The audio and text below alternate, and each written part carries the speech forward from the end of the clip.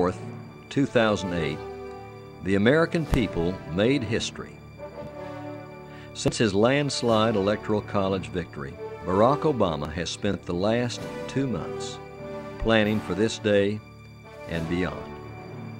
We've watched as Obama and his transition team have assembled a number of great minds to combat the growing problems our country is facing. Today marks a changing of the guard, the beginning of a new era, and the start of the Obama legacy. Live from Cameron University, this is Inauguration Day with Cecilio Ramirez and Kyle Luders. And now, here's Cecilio Ramirez and Kyle Luders. Good morning and welcome to CU News Media's live Inauguration Day coverage. I'm Kyle Luders. And I'm Cecilio Ramirez. This morning we will be bringing you live coverage of President-elect Obama's inauguration. We are currently broadcasting live across Cameron University's CU TV channel as well as the internet via our website, cunews.wetpaint.com. On the website you'll find live blogs, discussion questions, pictures, and links to great stories and videos from Cameron University. Yeah, Kyle, this is going to be another historic day with Obama being inaugurated and the huge celebration planned. It's also time for the Bush era to end and the Obama legacy to begin. Indeed, it is an exciting time, Cecilio. A presidential inauguration is the time for closing out one presidency and opening a new one. There's a tremendous amount of a tradition and grandeur associated with the event. CU News reporter Michael Faget gives us a closer look at the history of Inauguration Day. The presidential inauguration is a time for celebration. It's a historical tradition that has evolved from a simple ceremony in 1789 to a large full day of events. The very first inauguration was held in New York City on April 30th, 1789. George Washington was the first president to be sworn in. Washington started a number of firsts, such as using a Bible and allegedly adding the words, "So help me God," to the end of the oath.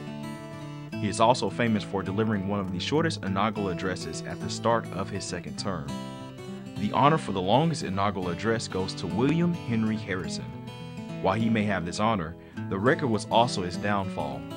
Harrison spoke for 2.5 hours in the dreary Washington weather with no top hat or coat. He developed pneumonia and died shortly after taking office. Once the new president takes the oath of office, he gives an address to the country. This address usually talks about the policies and goals of the new administration. Immediately following the conclusion of this address, the U.S. Marine Band plays "Hail to the Chief," followed by a 21-gun salute. Once the ceremony concludes, the new president and vice president are guests of honor at a luncheon hosted by Congress. Since the second inauguration of Thomas Jefferson, each president has paraded down Pennsylvania Avenue. Only twice has this tradition not gone through since 1805. Inauguration Day is a federal holiday and is held on the 20th of January following an election year.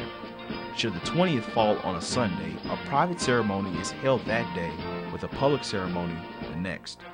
These are just some brief facts about this American tradition. For CU News Media, I'm Michael Faget. As you can see, the entire inauguration process is steeped in great tradition and pageantry. Yes, it is, Cecilia. This is a time-honored American tradition. But we're going to talk. Some of the things we're going to talk about here today is the crowd size. The crowd size is going to be tremendous. The all-time record is with Lyndon Johnson in 1965 at 1.6 million. Today, they're estimating 2 million people are going to show up at the National Mall in Washington, D.C.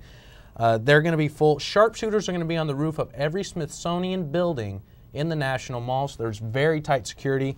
Michael Chertoff, the Director of Homeland Security, says this is the first time a presidential inauguration has been considered a national security event. Yeah, not only is the crowd of huge size, but the price is also going to be big too. George Bush got a hard time for having a $42.3 million cost on his inauguration, but for Obama's, it's going to be likely more than $150 million, and that's not just for the custom Cadillac limo we saw this morning. It was a very nice limousine, Cecilio.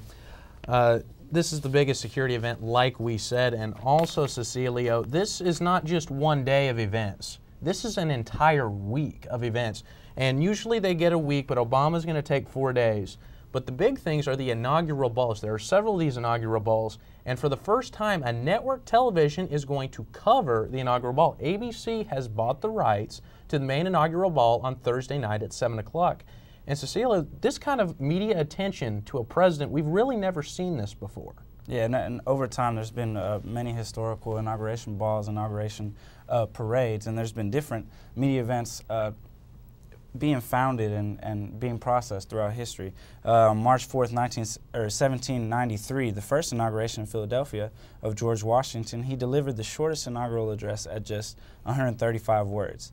March 4th, 1857, James Buchanan had the first inauguration known to have been photographed.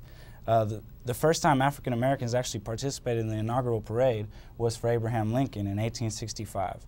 William McKinley also had the first inauguration ceremony recorded behind a motion picture camera, and that was in 1897. He was also the first president to have a glass-enclosed reviewing stand. Also, Warren G. Harding in 1921 was the first president to ride to and from his inauguration in an automobile. Calvin Coolidge in 1925 was the first time an inaugural ceremony had been broadcast nationally by radio. January 20th, 1949, Harry S. Truman had the first televised inaugural ceremony. And of course, in 1997 for Bill Clinton, the first inaugural ceremony was broadcast live on the internet. So you can kind of see how time and technology changed. Yeah, we're broadcasting live on the internet too. It's amazing. It was just 12 years ago that they were doing it for the very first time. And now it's kind of a norm thing because a lot of news outlets have comprehensive coverage. They have their TV stream, and then they also have coverage on the internet like what we are bringing you here today. And Cecilia, I'm going to ask you a question. I know we posted this on our discussion board. Do you think that having the web and the TV enhances the coverage for the viewer? Oh, I think it can only enhance it and can only spread it out more. I mean, you have viewers that might not be watching over TV, they might listen to it on the radio, but right now the big convergence thing is the web. So I think having all these web broadcasts can only increase the people tuning in and the availability that it's out there for the public. I see. Very much so, Cecilia. And we also talk about the inaugural parade. Now, the inaugural parade, up and down the streets of Pennsylvania Avenue, we'll see the troops come out. We'll see a whole bunch of special interest groups, lobbyists, people like that. And I've heard that the longest one was something like 6 hours. This is a very big deal, Cecilia. Yeah, it's going to take a long time, and there's also a lot of people out there. I mean, we have, you stated earlier, 2 million people in crowd size, but you also have over 13,000 parade participants alone, and I believe the parade route is about 1.7 miles, so around Pennsylvania Avenue, all those people, you're looking at a big crowd. I know the Obama started the Inauguration Day. I was watching TV earlier this morning. It usually is tradition for the president-elect and his family to stay in a house called the Blair House. It's by the White House in Washington, D.C. They usually stay there the night before. Like you said, that nice Cadillac limousine picks them up in the morning. And they were taken to St. John's Episcopal Church this morning, and there's speculation that will be the church that Obama chooses to use while he is in Washington. And once from there, he goes to Capitol Hill. Capitol Hill, he's ready and prepped, and he takes the oath of office at noon. That's what the Constitution says. The new president must be sworn in by noon on January 20th. So it's 11 o'clock Central Time here.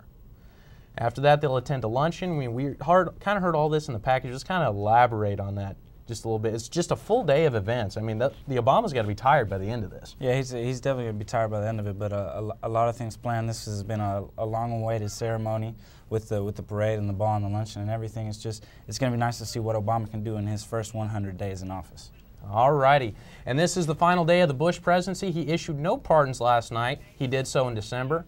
But it appears that we are ready to go live to Washington. Stay tuned to CUTV as we switch to C-SPAN's live coverage. Yes, we will be rejoining you at the conclusion of President Obama's address with Dr. Justin Walton and camera student Justin Clyburn in studio to provide analysis of the ceremony as well as the address. All right, so with that being said, sit back and enjoy the inauguration of Barack Obama.